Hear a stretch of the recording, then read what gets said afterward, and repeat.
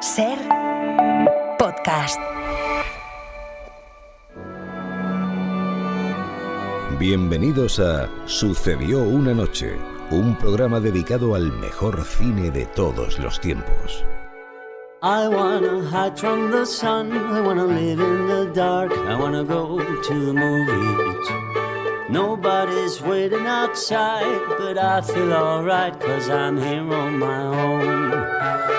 I can kiss Marion and Jane, I can sing in the rain, I can be Superman. I'll never come out again. Las estrellas míticas, los grandes directores, las películas inolvidables. Dirige y presenta Antonio Martínez. Saludos a todos y bienvenidos a Sucedió una noche, el programa de la SER dedicado al cine clásico.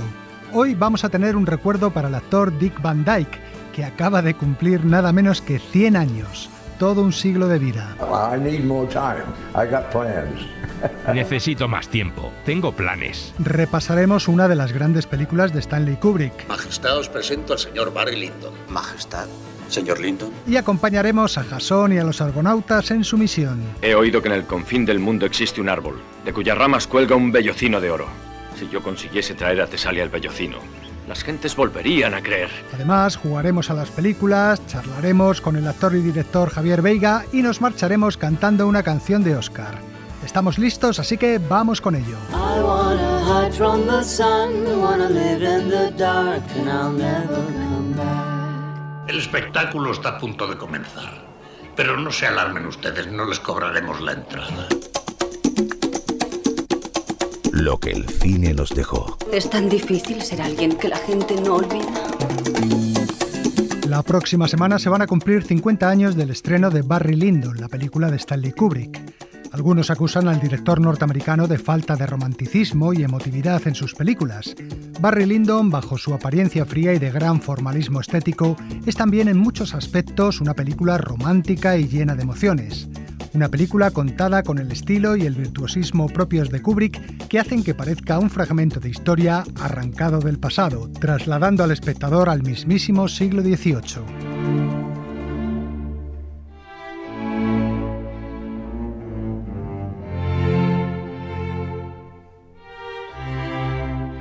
El origen del proyecto. No sé qué me lleva a hacer las películas que hago. Simplemente me interesa algo cuando lo leo o cuando pienso en el tema. Debe de ser una historia interesante, con buenos personajes, que ofrezca posibilidades para la belleza cinematográfica en términos de fotografía, edición y todos los aspectos visuales, que dé a los actores la posibilidad de mostrar emociones sinceras y que sea veraz y honesta con el material del que procede. Stanley Kubrick llevaba tiempo intentando llevar al cine la historia de Napoleón Bonaparte, pero el fracaso de Waterloo, la película producida por Dino De Laurentiis, asustó a los productores de Kubrick, que retiraron la financiación. Sin embargo, su interés por filmar una historia ambientada en el siglo XVIII continuó, y fue así como dio con una novela de William Makepeace Thackeray titulada La suerte de Barry Lyndon. Señor Barry, en mi profesión oímos muchas historias. La vuestra es de las más ingeniosas y conmovedoras que he oído en muchos años. La historia. Una de las técnicas de la novela que funcionaba muy bien es que Thackeray siempre te avisa con antelación de los cambios importantes de la trama y de los giros y vueltas que dará la historia para que de alguna manera parezcan inevitables. Es como un tipo diferente de suspense que se crea al ser informado de antemano de un desastre inminente para luego ver cómo se desarrolla. Barry Lyndon es la historia de un arribista irlandés. Todo comienza con un duelo. Un oficial inglés corteja a su prima de la que él está enamorado. Pase lo que pase, desafiaré a todo hombre que aspire a la mano de Nora Bray. Correrá su sangre o la mía. En verdad que te creo. Nunca vi rapaz con valor tan grande. Querrás transmitirle el desafío. Ese duelo le obliga a huir de casa y comenzar así una vida llena de aventuras que le llevará a alistarse en el ejército, combatir en la Guerra de los 7 años, desertar, caer prisionero de los prusianos, servirles como espía, dedicarse a jugar a las cartas por los salones de media Europa y finalmente a casarse con una viuda rica. Barry había llegado ahora a la cima de la prosperidad. y por su propio esfuerzo, Barry accedió a una más elevada clase social al obtener permiso de su graciosa majestad para añadir el nombre de su bella esposa al suyo propio. Desde entonces, Redmond Barry asumió el nombre y título de Barry Lyndon. A partir de ahí comienza la segunda parte de la película. Si en la primera hemos asistido al progreso del protagonista, en la segunda veremos su declive y caída, que, como decía Kubrick, nos anuncian previamente. Barry tendría sus defectos, pero nadie podrá decir que él no era un padre bueno y cariñoso. Es imposible expresar las grandes esperanzas que tenía puestas en su hijo, pero el destino había decidido que no habría de dejar tras sí a nadie de su sangre y que terminaría sus días pobre, solo y sin hijos.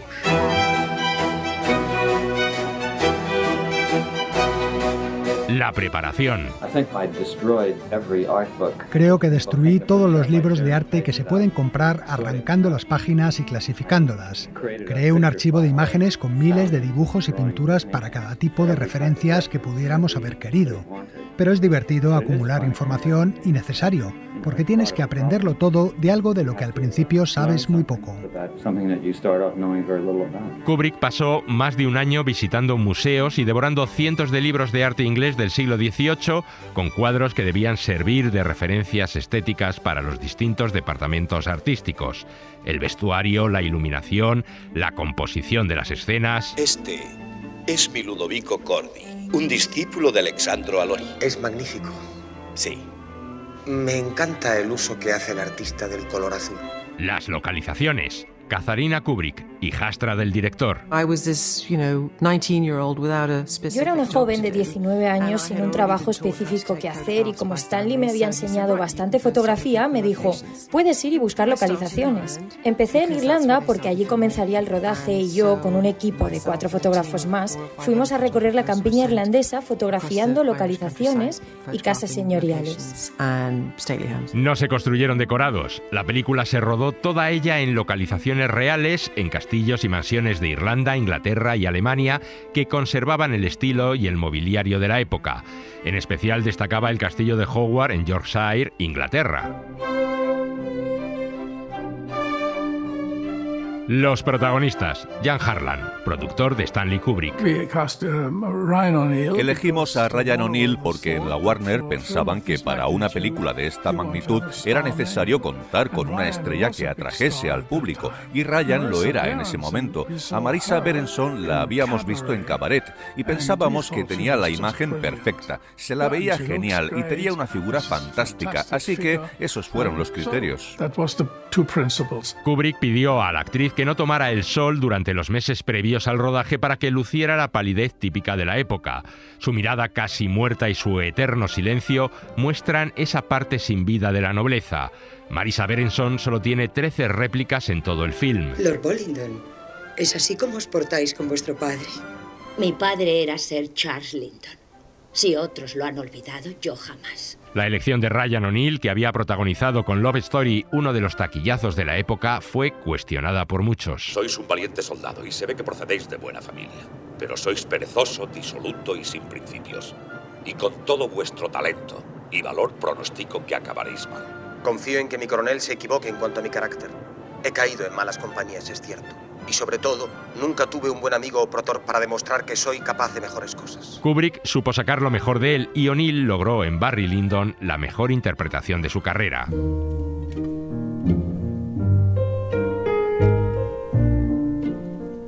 El rodaje. El texto del guión generalmente cambia de una forma u otra, surgen nuevas ideas, otras viejas se descartan y hay que asimilar todo eso. Y estas cosas suceden en el ensayo, llevando la escena al punto que sabes que debes llevarla. Barry Lyndon se rodó a lo largo de todo un año. El director ensayaba previamente cada una de las escenas y, de hecho, muchas de las famosas toma tras toma que rodaba en cada plano no eran sino una continuación de esos ensayos, hasta encontrar el punto exacto de interpretación que deseaba. Esta escena en la que Marisa Berenson tenía que decir solo una frase: Por el amor que le tengo a este niño, milord, deberíais saber cómo hubiera amado a su hermano de haber sido digno del cariño de su madre. Se repitió 55 veces hasta que el director quedó satisfecho. Pero a mitad de rodaje hubo un inesperado cambio de planes. ¿Qué ha pasado aquí? Os diré lo que pasa, señor.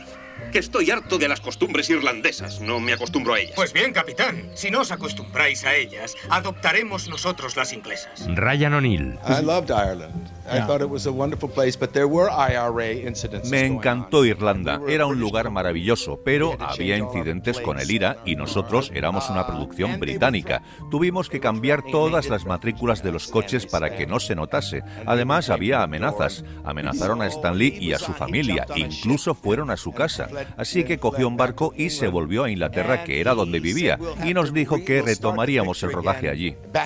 En efecto, el rodaje continuó en Inglaterra y Escocia y se envió una segunda unidad a Alemania para filmar algunas escenas.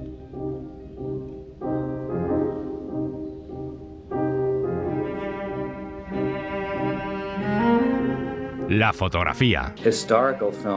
Las películas históricas ofrecen posibilidades para hacer el tipo de cosas que el cine hace mejor que nadie.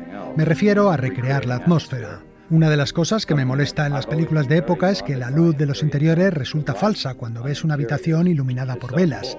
Se ve diferente a como debía ser, que es por supuesto muy hermoso. Kubrick rodó la mayor parte de las secuencias con luz natural. Los interiores debían estar iluminados únicamente con velas, por lo que el director de fotografía, John Alcott, tuvo que modificar la cámara y utilizar unos objetivos muy sensibles que habían sido diseñados por la NASA para rodar en el espacio exterior. Eso hacía que los actores apenas pudieran moverse durante esas escenas porque se corría el riesgo de que se desenfocaran, pero el resultado es de una plasticidad y una belleza pocas veces vistas en el cine. ¿Vas a dejar las velas encendidas? Vamos, Brian, ya eres muy mayor para dormir con la luz encendida. Me da miedo la oscuridad. Me gusta tener las velas encendidas. De acuerdo.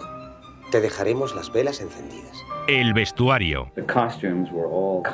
Todos los trajes fueron copiados de pinturas. Ninguno de ellos fue diseñado sin seguir un modelo. Creo que es la única forma sensata de hacer un vestuario histórico. Es estúpido que un diseñador interprete a su aire el estilo del siglo XVIII. Kubrick quería también que se utilizasen los materiales más bellos. Esta casaca está hecha del más fino terciopelo, hábilmente tramado, como veis, con hilos de plata. No hay otro mejor trabajado en parte alguna. La música. Cuando la música es adecuada, agrega a la película una dimensión emocional que ninguna otra cosa logra, y resulta crucial. El director reunió para la banda sonora una serie de piezas de música clásica, en especial composiciones del siglo XVIII.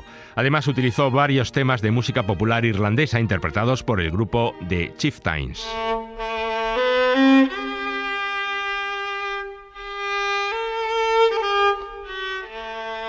Barry Lyndon ganó 4 Oscar, todos ellos de los considerados técnicos, pero el público y la crítica le dio la espalda.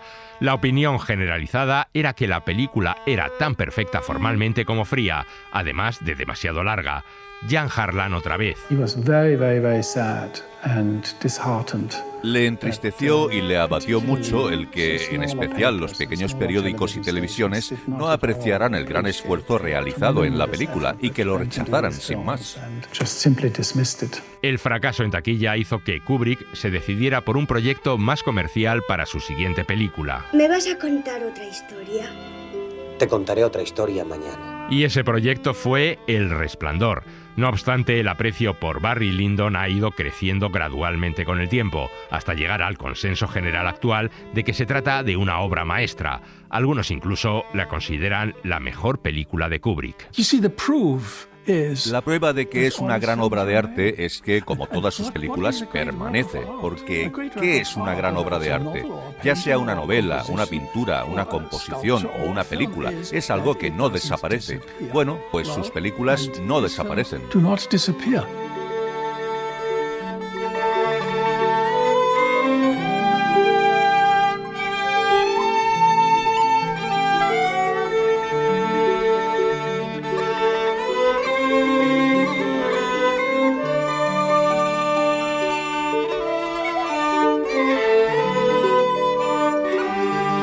Los Los habituales ya sabéis lo que viene después del primer reportaje del programa, nuestro juego de las películas. Resulta que su destacamento pasó la cresta y cogió a unos 30 hombres aquí mismo. Sí, señor. Y que luego se vio usted obligado a refugiarse por el fuego de una ametralladora. Así es, ahí lo alto. ¿Y dónde estaba usted? Yo estaba tumbado detrás de ese tronco, ahí. Nos estaban ametrallando con mucho fuego, con que me arrastré hasta ponerme a cubierto debajo de esa loma. Es increíble, ¿verdad, York? Que pudiera cruzar tanto terreno abierto sin que le hirieran. Supongo que Dios me estaba protegiendo.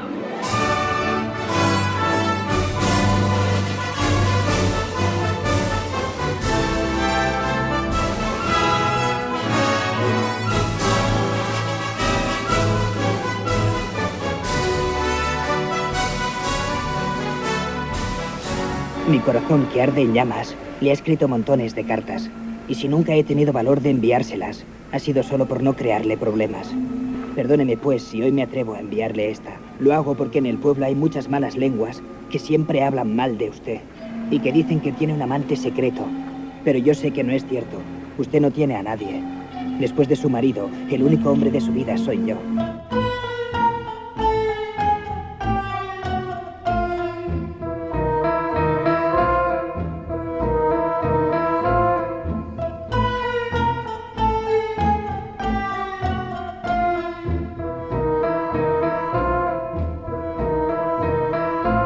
Quiero escribirte un cuento lleno de ventajas. Me encanta. La primera ventaja es que cuando el cuento llega al final, no se acaba, sino que se cae por un agujero. Y el cuento reaparece en mitad del cuento.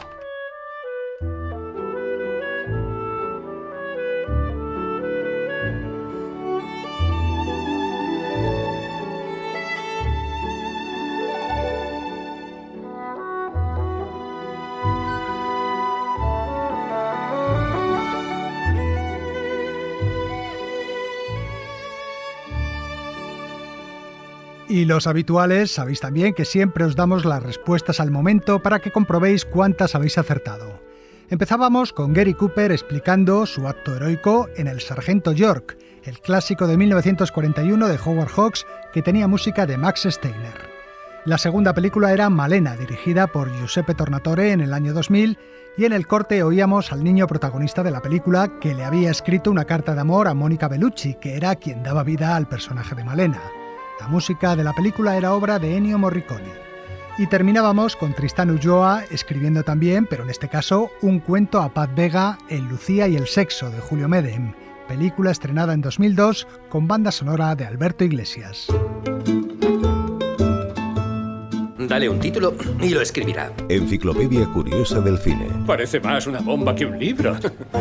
Como en las últimas semanas, el capítulo de nuestra enciclopedia de hoy celebra un cumpleaños. Pero este no es un cumpleaños cualquiera. Este sábado, 13 de diciembre, el actor norteamericano Dick Van Dyke ha cumplido nada menos que 100 años. Nosotros, como no podía ser menos, le hemos dedicado el siguiente reportaje.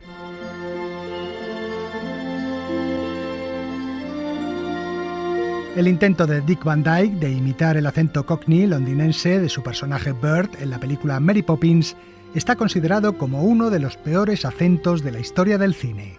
De hecho, el término acento Dick Van Dyke se usa coloquialmente dentro del mundillo para referirse al fracaso de un actor a la hora de imitar un acento. Miss Locke likes to walk in the park with Andrew.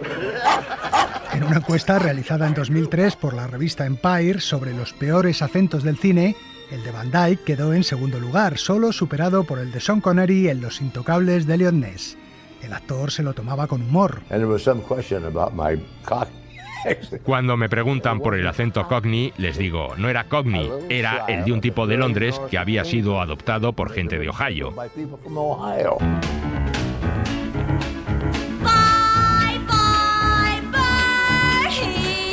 Dick Van Dyke, en efecto, nació en Ohio hace 100 años. Empezó su carrera como presentador de radio y televisión.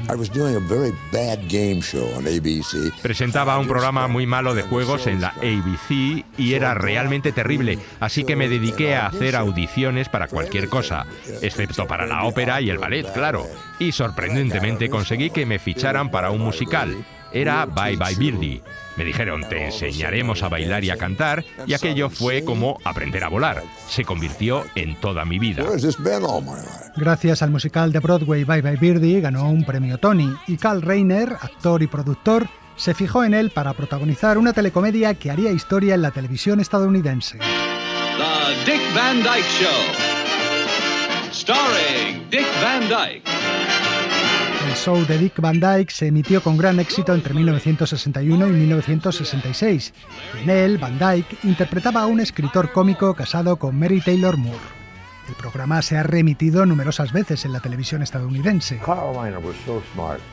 Carl Reiner fue muy inteligente porque no quiso que los episodios tratasen acontecimientos del momento. De esta forma se han vuelto intemporales. Él lo era todo para mí, mi padrino, mi maestro, la mejor persona que he conocido y la más talentosa. Lo sabía todo sobre la comedia y simplemente escuchándole aprendí lo que necesitaba para hacer comedia. En el cine, Van Dyke debutó en 1963 con la versión cinematográfica de Bye Bye Birdie, Un beso para Birdie, al lado de Anne Margaret y Janet Leigh, y en la que él interpretaba el mismo papel que en el teatro, un compositor de canciones. ¿Por qué? ¿Por qué han tenido que reclutarlo? Ahora que iba a cantar una canción que le he compuesto. La canción principal de su próxima película, Mambo Jambo Gui Gambo. Y ahora ya no habrá película. Ni habrá nada. Pero su estrellato cinematográfico no llegaría hasta el año siguiente, cuando fue elegido por Walt Disney para ser uno de los protagonistas de Mary Poppins. Se rumorea que lo va a interpretar el señor Van Dyke, ¿no es así? Eso esperamos. Dick es uno de los grandes. ¿Dick Van Dyke? Olivier es uno de los grandes. Barton, Guinness, grandes sin duda. Puedo asegurarles que Dick Van Dyke no lo es. La escritora Pamela Travers, autora de los libros de Mary Poppins, no le veía en el papel y puso numerosas condiciones. No debe haber la más mínima insinuación de romance entre Mary Poppins y Bert. Oh, it's a jolly holiday with Mary. No, nada de amoríos, tan solo una buena amistad, tal y como sugería esta canción que suena de fondo, Jolly Holiday. ¡Mary Poppins! Me alegro mucho de volver a verte. Mary Poppins nos lleva a pasear al parque. ¿Al parque? Me extraña eso en Mary Poppins. Las niñeras corrientes sí van al parque, pero cuando uno va con Mary Poppins se encuentra de pronto en sitios que ni podía imaginar, y en menos que canta un gallo, empiezan a pasar cosas verdaderamente sorprendentes. En Mary Poppins, Dick Van Dyke tenía un doble papel. Daba vida a Bert, el desollinador y amigo de la niñera, y también, caracterizado como un viejo gruñón, al señor Dawes, presidente del banco donde trabajaba el padre de los niños. ¿Con qué tienes dos peniques, eh? ¿Me dejas que los vea? Son para la comida de las palomas. Valiente tontería. ¿Qué vas a conseguir con eso? ¿Que engorden? Pero si a 2 peniques, ¿sabes? Buen empleo dar. Más. Dick Van Dyke fue nominado al Globo de Oro por su papel, pero no al Oscar, quizá por lo de su acento que decíamos al principio. La que sí ganó un Oscar fue esta canción que cantaba él, Chim Chim Cherry. Chim chimney, chim chimney, chim chim cherry.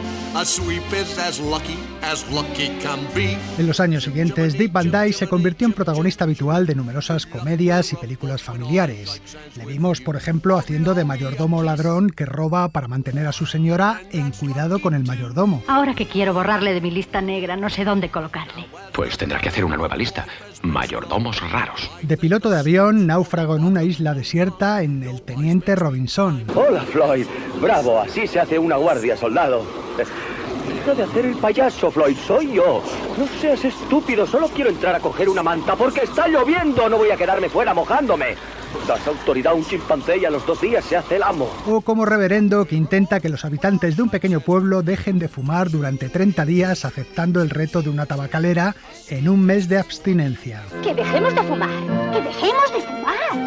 No puedo. Solo tienen que dejar de fumar durante 30 días. Y miren esto, $25 millones para Eagle Rock. Yo no dejo de fumar. No.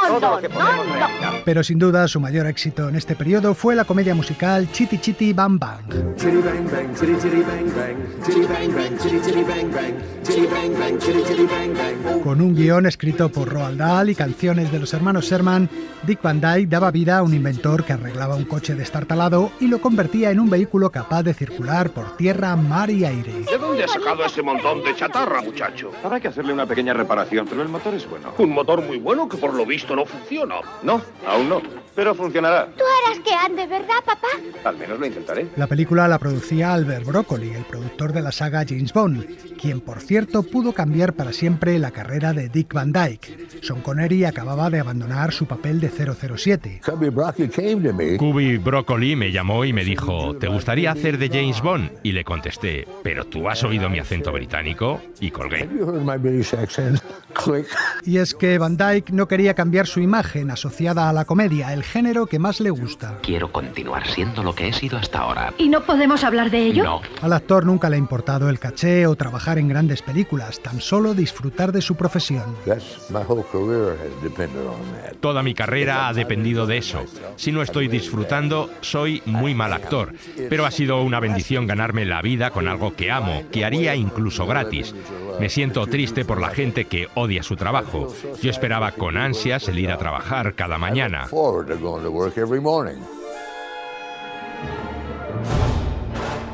No obstante, uno de sus trabajos más reconocidos lo hizo en un papel dramático, en la película para televisión The Morning After, por la que fue nominado al Emmy. Era sobre el alcoholismo, algo que yo había sufrido. Sabía exactamente lo que era estar atrapado en eso. Poco antes había hecho una película titulada Divorcio a la Americana, que tenía una parte seria, pero realmente no había hecho nada dramático y me preocupaba. Pero el director me dijo: mira, tú sabes más sobre ese tema que yo, así que tú te encargas, yo te seguiré. Fue en esos días cuando el actor se atrevió a admitir en televisión algo que muy pocos sabían, que había sido alcohólico durante 25 años. Lo que me llevó a empezar a beber es que era muy tímido. A veces simplemente no podía hablar con la gente. Y descubrí que si me tomaba un trago, me relajaba. Las barreras de la timidez caían y me volvía muy sociable. Eso es lo que me hizo empezar y me llevó mucho tiempo superarlo. Durante los años 70 y 80, Dick Van Dyke se dedicó básicamente a la televisión, con películas para el medio, programas propios o ajenos, como el show de Carol Burnett. En el cine solo aparecía con cuentagotas. Hizo, por ejemplo, de fiscal del distrito en Dick Tracy, de Warren Beatty. Tracy, tenemos 14 testigos y todos insisten en que Big Boy pasó toda la mañana en una clase de baile. Lo siento. Y en los 90 llegó otra de las series que más fama le ha dado en los Estados Unidos, Diagnóstico Asesinato. En Diagnóstico Asesinato, Van Dyke interpretaba a un médico que resolvía casos criminales.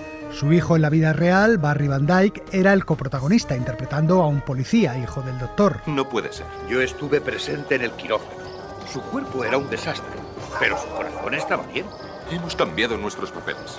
Yo soy el poli y tú el médico. Pero yo creo que ha muerto de sus heridas. Y tú, que le han asesinado en el hospital.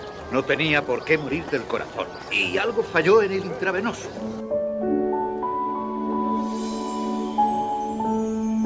La serie estuvo en antena hasta 2001. A partir de entonces, Dick Van Dyke volvería de vez en cuando al cine, con pequeños papeles como los que interpretó en Noche en el Museo y en su secuela de 2014. Tus llaves, tu linterna. Bien. Mira, esto de noche da un poco de miedo. Si quieres, enciende alguna luz. Y hay algo que no debes olvidar. No dejes que nada entre o salga. ¿Salga? Suerte, hijo. Y en 2018 retomó uno de sus viejos personajes en El regreso de Mary Poppins. Tío Dawes, ¿qué rayos estás haciendo aquí? Un pajarito me ha dicho que has intentado despojar a la familia Banks de sus acciones de este banco. Sí, es verdad. Y también he oído que has ido diciendo por todo Londres que estoy chiflado. En fin, Willy, he vuelto y tú te vas. La actriz Emily Mortimer era una de las protagonistas de la película. Él es la esencia de la película porque si ha habido alguien que haya conservado el espíritu infantil, ese es Dick. Y la verdad es que nos quedamos boquiabiertos cuando entró en el plató. Se subió a la mesa y empezó a bailar claqué. Luego pronunció ese monólogo impecable que nos hizo llorar a todos.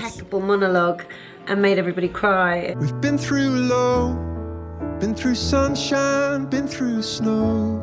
Dick Van Dyke ya no hace películas, pero sigue triunfando entre su público favorito. Recibo cartas de muchos niños y me encanta. Ven mis películas una y otra vez y me escriben. De hecho, ahora recibo muchas más cartas que las que recibía en el momento más alto de mi carrera. Y es una presencia habitual en televisión por diversos motivos. El año pasado, cuando cumplió 99, le vimos en el videoclip musical de esta canción que suena, All My Love, de Coldplay, rodeado de toda su familia, hijos, nietos y bisnietos. O también cuando fue rescatado por los bomberos en su casa de Malibú por el incendio que asoló California a finales de 2024. Estos chicos han salvado mi vida y mi casa. Que Dios les bendiga. No podía levantarme y ellos me cogieron y me llevaron al coche. Desde 2012 lleva casado con su tercera esposa, 47 años más joven que él, una maquilladora a la que conoció en una entrega de premios. Ella me mantiene joven. Cantamos y bailamos juntos. Me hace sentir como un adolescente. Es cierto lo de cantar. Desde hace años, Dick Van Dyke tiene un grupo de música a capela con el que actúa y ha grabado algunos discos.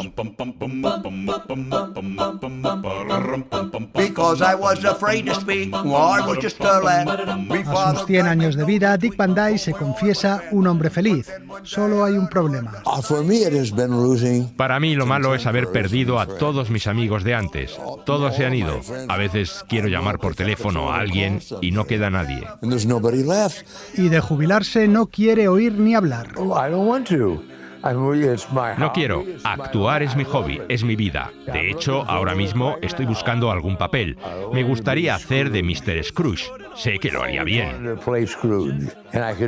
Este año ya es tarde. Tenemos las Navidades encima. Quizá para el año que viene, cuando cumpla 101. Supercalifragilisticexpialidocious. Even though the sound of it is something quite atrocious, if you say it loud enough, you'll always sound precocious. Supercalifragilisticexpialidocious. Si ese avión despega y tú no estás a su lado, te arrepentirás. Tal vez no hoy ni mañana, pero sí muy pronto y para el resto de tu vida. El cine de su vida. Es de Casablanca. Toda mi vida he estado esperando decirlo. Hoy hablamos con Javier Veiga, que el fin de semana pasado estrenó su segunda película como director, Playa de Lobos, protagonizada por Dani Rovira y Guillermo Francella. Playa de Lobos es una película que abarca varios géneros, desde la comedia al thriller, pasando por el musical, y en la que hay referencias a títulos clásicos como La Huella, Extraños en un tren o Crimen perfecto. Javier Veiga es actor, además de director y guionista, y le hemos visto en series como Pequeñas coincidencias o en largometrajes como Escuela de seducción.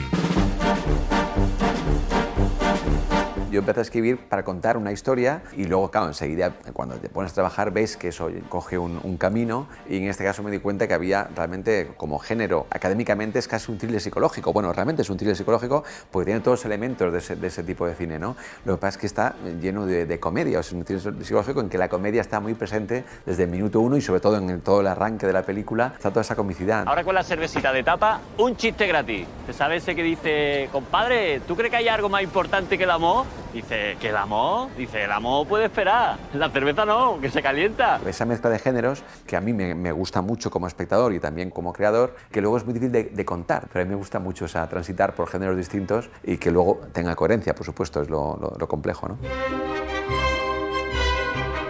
Para mí La Huella, lógicamente, era la referencia principal, que además no quise verla durante todo el proceso de escritura, porque dije que no quiero volver a verla. Yo la vi hace muchos años y la volví a ver una vez terminado todo el guión. Así es que usted es Milo Tindall. Yo soy Andrew White. Bienvenido a Clove Manor. Porque, claro, es claramente donde estaba más similitudes en cuanto a género, en cuanto a la trama, bueno, la puesta en escena. Me temo que vos también me empezaste a resultar muy simpático. ¿Y eso es bueno o es malo?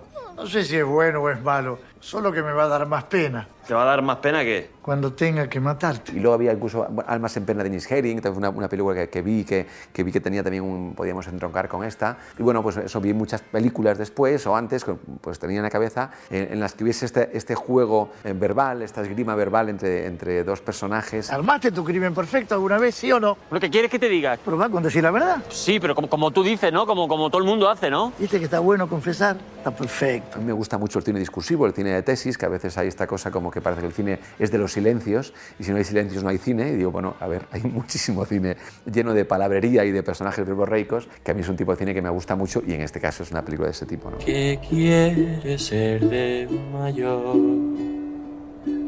Yo no quería ser nada y por lo tanto he logrado todo lo que yo esperaba. Ahí hay una referencia que es Poderosa Afrodita, que era un poco esta la idea que yo quería tener, esa cosa casi como de coro griego, ese coro que nos va diciendo, oye, hay una cosa que va a ocurrir aquí que anticipa una tragedia o un desenlace, como este coro que te va recordando que aquí viene algo que no sabes qué es, pero que te intranquilice y te tenga pegado a una historia que irá saliendo de alguna manera. Sol, sale el sol, cerca del mar. Aquí no hay nieve en Navidad. Yo he pasado todas mis navidades desde niño hasta los 18 años en Canarias, porque mis padres tenían un restaurante en Galicia que no veían la playa en verano, entonces nos pasábamos todas las navidades allí con mis hermanos, con lo cual yo tenía para mí Canarias siempre ha sido, las conozco muy bien todas las islas, y siempre ha estado relacionado con la Navidad. ¿Cuál es tu nombre? Manu. Ah, Manu, de Manolo. Un nombre típico español, Manolo, ole. Manu, me gusta más Manu. ¿Y el tuyo? Klaus. Clau, como Santa Claus. Y cuando estábamos con el guión, ya pensando en producir la película, yo me di cuenta que había una cosa que generaba cierta dificultad, que es tanta noche que hay en la película, una cantidad de noche en una playa, que iba a generar un problema para iluminar, ¿no? ¿Cómo hacemos para que esto no sea una película oscura, una película demasiado tétrica, en la que la luz sea, pues eso, la luna? Y digo, ¿cómo metemos luz en esa playa? Entonces pensé, bueno, si es Navidad, es más fácil justificar luces, porque la Navidad meten luces hasta debajo de la arena, ¿no? ¿Qué pasó? Otra vez, nada. El alumbrado que va como el país. Que ahora con la Navidad y con tantas lucecitas, pues claro, los plomillos saltan cada 2 por 3.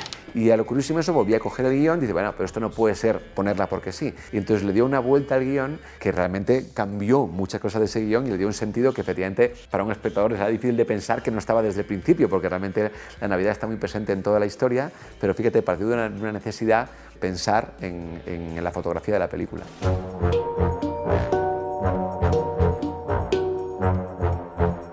Yo no estudié, me matriculé en arquitectura, es un matiz importante. Llegué de casualidad absolutamente, porque estando allí pues me cayó en mis manos de la manera más absurda una revista Ragazza, que tengo más guardada. Y entonces cayó aquella revista en mis manos y ponía, actor, ¿dónde se estudia? Bueno, amiguitos, ¿estáis bien? ¿Cómodos? Sí, venga, a ver, ¿de qué se trata esta vez? Venga, tío, no nos tengas en ascos, empieza ya. Morgan Entertainment presents Bigger Than Life. Y me vine a Madrid y empecé en la escuela de dramático y a partir de ahí, bueno, pues ya la vida te va llevando por circunstancias laborales, ¿no? Pero sí, yo ni había ido ni como espectador al teatro, y películas veía en mi pueblo, pero las que ponían en mi pueblo, que solían ser por la de Bud Spencer y las películas en general de muy populares, y tampoco era un gran aficionado al cine, o sea, me vino todo realmente después. Siento una oscilación en la fuerza, joven Frank Walker. Estás siendo atraído por el lado oscuro. Yo he dejado de trabajar como actor no porque por voluntad propia, sino porque me han dejado llamar, pero ni siquiera para hacer casting, o sea, no. Es una cosa curiosa que la gente cree, y además me han dicho a veces, no, ¿tú cómo estás con tus cosas? Y digo, bueno, pero pregúntame, ya diré yo si tengo a lo mejor un hueco que estoy de repente más tranquilo o escribiendo que me podría permitir compaginar. Esto no puede ser, no sé, hay que, pues a lo mejor poner unos carnés. El propio mercado me ha expulsado en el sentido de que no me han dejado llamar. A lo mejor es que simplemente no les parezco buen actor, que también podría ser, pero intuyo que con todo lo que está rodando tiene más que ver con una cosa que creen que estás en otra cosa, ¿no? Y que es verdad que estoy en otra cosa, pero me encantaría poder compaginar de vez en cuando con trabajos como Mercenario, que estaría encantado de compaginar. Sucedió una noche. El cine clásico en la SER. Jack Bourbon presenta En pos de la aventura. ¡Rumbo a estribor! ¡Arriba con esas velas! ¡Ya no hay cadenas que nos aten! Las mejores películas de un género emocionante y liberador. No dormiré en toda la noche. ¡Menuda aventura! ¿Qué tal, amigos? Hoy os traigo una película ambientada en la Grecia antigua, pero que se aleja bastante de los parámetros del peplum, introduciendo grandes dosis de aventura y seres mitológicos. Se trata de Jasón y los Argonautas, estrenada en 1963, una película de la que pocos recuerdan el nombre de su director o el de sus protagonistas, pero que todo el mundo asocia con el creador de sus efectos especiales, Ray Harryhausen. En realidad, Harryhausen no solo se encargó de crear esos monstruos míticos, que son las verdaderas estrellas de la función, sino que fue también productor de la película, autor de la idea original y verdadero impulsor del proyecto. Jasón y los Argonautas fue dirigida por Don Chaffey, cuyo otro título más destacado de su filmografía fue Hace 1.000.000 de años, aquella película de aventuras prehistóricas con Raquel Welch y los dinosaurios, y en la que también trabajó Ray Harryhausen. Y otro de los puntos destacados de Jasón y los Argonautas es su impresionante banda sonora compuesta por otro maestro, el gran Bernard Herrmann.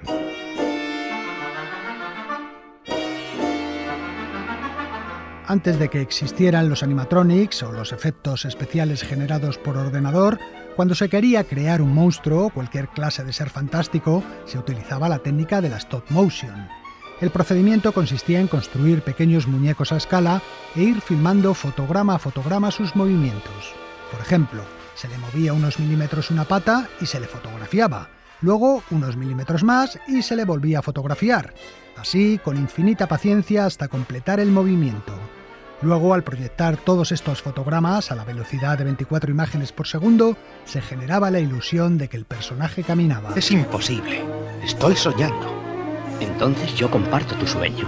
Algunos, como Segundo de Chomón, ya utilizaban esta técnica en los primeros tiempos del cine. Willis O'Brien, creador del gorila gigante y de los dinosaurios de la primera versión de King Kong, fue su primer maestro. Pero nuestro protagonista de hoy fue el hombre que llevó la stop motion a sus más altas cotas, Ray Harryhausen. La fantasía consiste en un mundo de ensueño e imaginación. Es decir, no quieres que sea real, sino una interpretación de la realidad. La stop motion le da ese valor añadido de la magia y el ensueño que no puedes plasmar si lo haces demasiado real. Esa es la esencia de la fantasía, convertir la realidad en imaginación.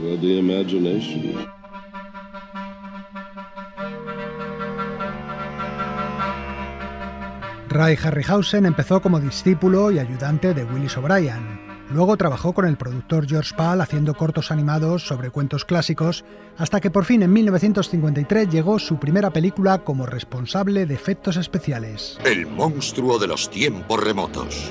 Tras esta vendrían otras películas que le consagrarían como el genio de la stop motion.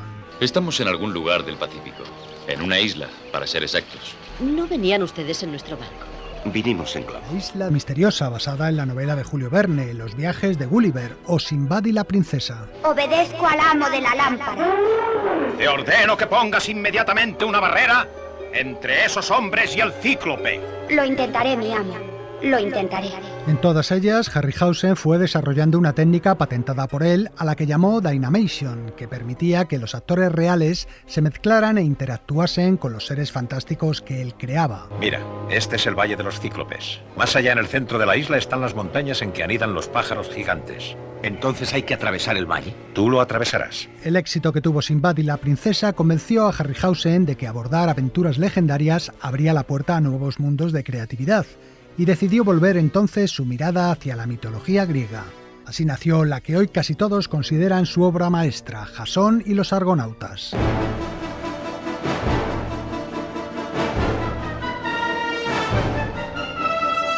La historia de Jasón y los Argonautas está basada en distintos poemas épicos de la Grecia antigua. Soy Jasón, el verdadero rey de Tesalia. Uno de los soldados de mi padre me rescató para criarme luego en el exilio. He vuelto para reclamar mi reino. Llevo esperándote 20 años. En esos 20 años, Pelías ha convertido un reino que era el orgullo de Grecia en un país cruel y salvaje. Jasón regresa a su patria para reclamar su derecho al trono, usurpado por su tío. Pero este, con engaños, le convence de que antes debe encontrar el famoso vellocino de oro, una piel de carnero mágica que trae paz y prosperidad al reino que la guarda. Solo así será reconocido como rey por su pueblo. Padre, ¿por qué le permites vivir? ¿Acaso destruyéndole me destruiría a mí mismo? Déjale que busque el vellocino. Mientras esté en el confín del mundo, yo estaré a salvo. ¿Y si lo encontrase? Tú estarás allí. Jasón entonces se hace con un barco. ¡Qué nave tan bella! Y está lista para zarpar. Tendrás que darle un nombre. Yo la llamaría Argos, como su constructor. El navío Argos. Y recluta a su tripulación, los argonautas, entre los guerreros más fuertes del reino. Castor, domador de caballos, Peleo, padre de Aquiles, o un famoso semidios. He propuesto viajar contigo, Jasón. ¿A cuál de los campeones quieres que venza? A ninguno. Los vencerías a todos. Tienes tu plaza.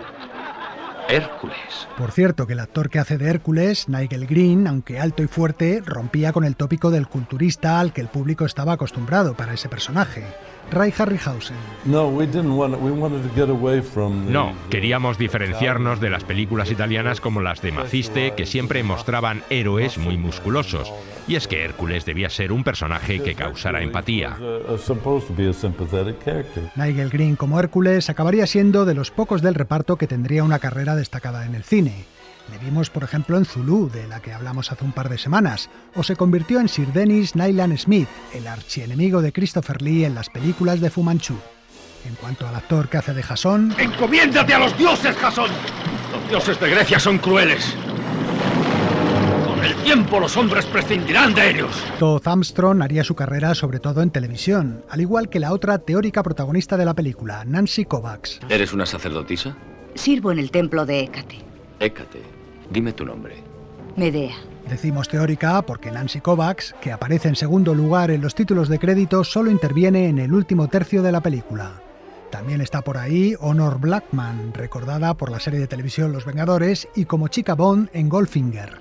Aquí interpreta a la diosa Hera. Soy Hera, reina de los dioses y protectora tuya en este viaje, pero mi señor Zeus ha limitado el número de veces que podré darte ayuda cuando recurras a mí. No hables aún. Sé muy bien lo que quieres preguntarme, que si existe el vellocino de oro y que dónde está. Busca en la Cólquida. Pero la Cólquida está en el confín del mundo. Ningún griego ha ido hasta allí.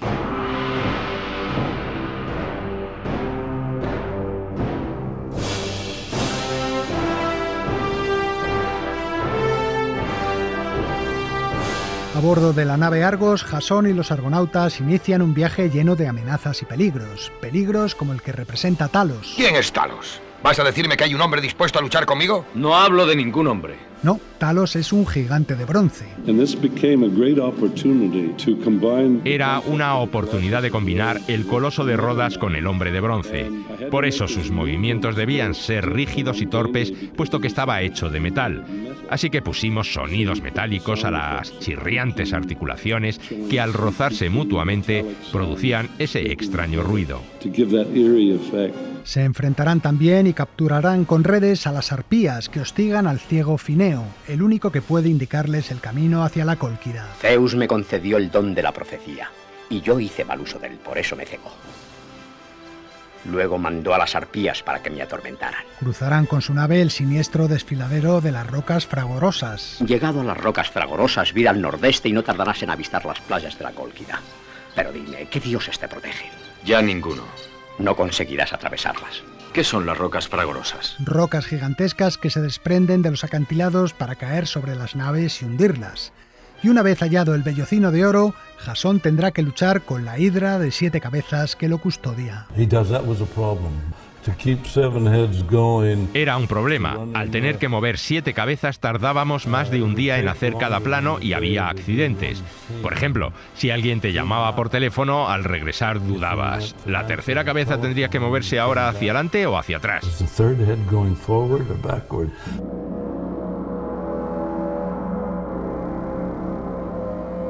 El momento estelar de la película llega al final. Tras robar el vellocino de oro, el rey de la Cólquida invoca a 7 guerreros sobrenaturales que son esqueletos de una fuerza y agilidad increíble para que acaben con Jasón, Castor y Peleo. ¡Destruidlos!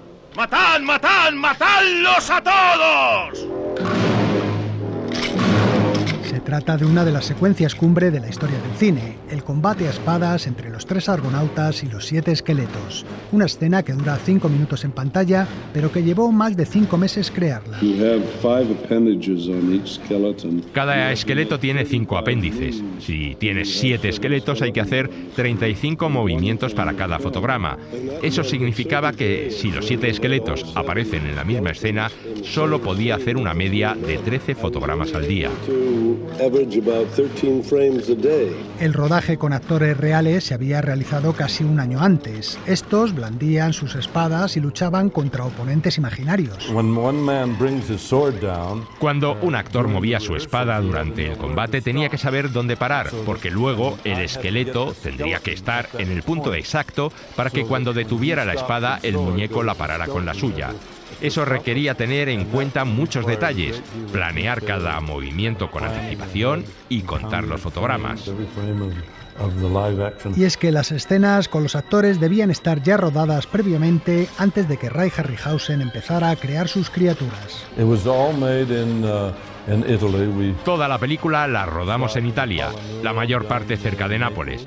Rodamos, por ejemplo, en un templo maravilloso, el de Paestum, que tiene 5.000 años de antigüedad, y nos dejaron hacer de todo, desde trepar por las piedras a poner las redes que atrapan a las arpías.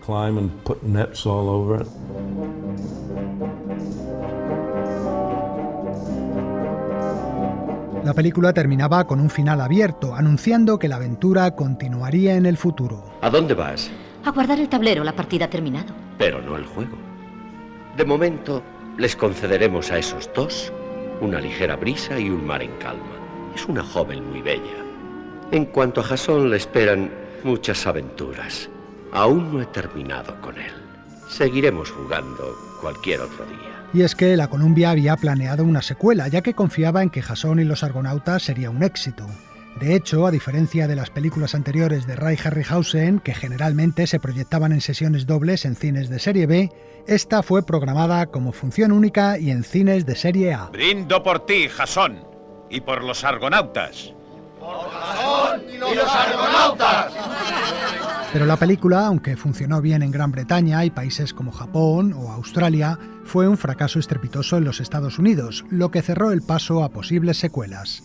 Con el tiempo, no obstante, y con sus continuos reestrenos, Jasón y los Argonautas se ha convertido en la película más rentable de Ray Harryhausen y en uno de los títulos fundamentales del cine fantástico y de aventuras, título que ha marcado a varias generaciones de directores, espectadores y críticos.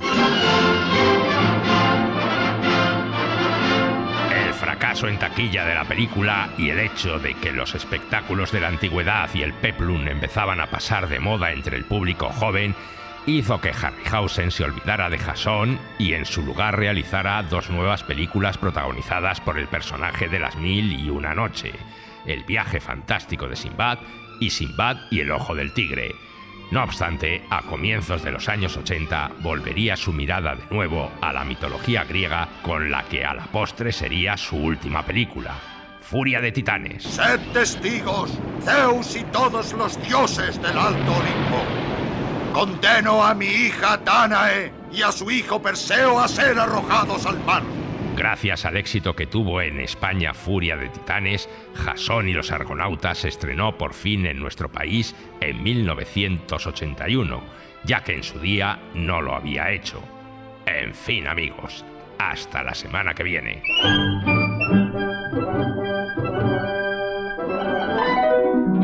Continuará.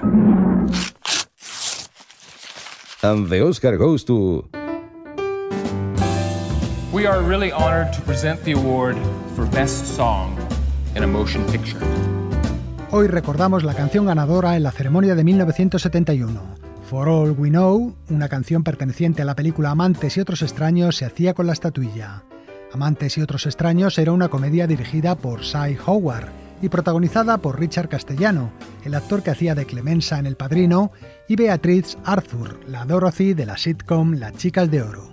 La película también se recuerda porque en ella debutó en el cine la actriz Diane Keaton. For All We Know, la canción de la película, estaba interpretada por Larry Meredith, un discreto cantante que venía del country y que tuvo cierto éxito a principios de los años 70. Pero en realidad los que hicieron famosa la canción y la llevaron a los primeros puestos de las listas de éxito fueron los Carpenters, el dúo formado por los hermanos Karen y Richard Carpenter, que grabaron el tema poco tiempo después de estrenarse la película. Nosotros nos vamos a despedir con la original, la que se escucha en la película interpretada por Larry Meredith. Saludos de Leo Castro y de Antonio Martínez y hasta la semana que viene. Love, look at the two of us, strangers in many ways. We've got a lifetime to share, so much to say, and as we go from day to day, I'll feel you close to me, but time alone will tell. Let's take a lifetime to say I knew you well, for only time will tell us so, and love may grow for all we know.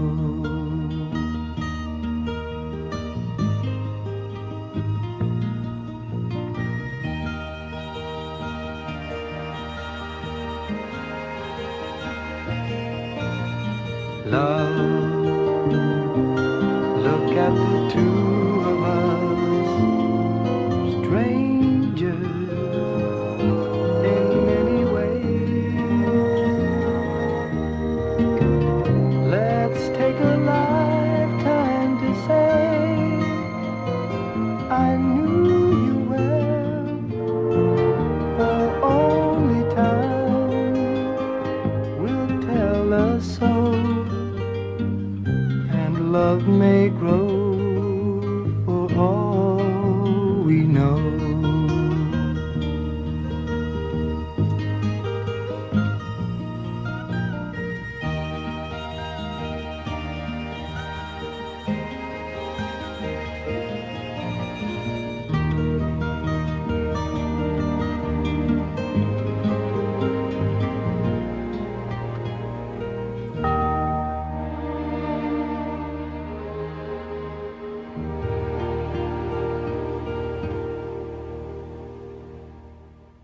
Para no perderte ningún episodio, síguenos en la aplicación o la web de la SER, Podium Podcast o tu plataforma de audio favorita.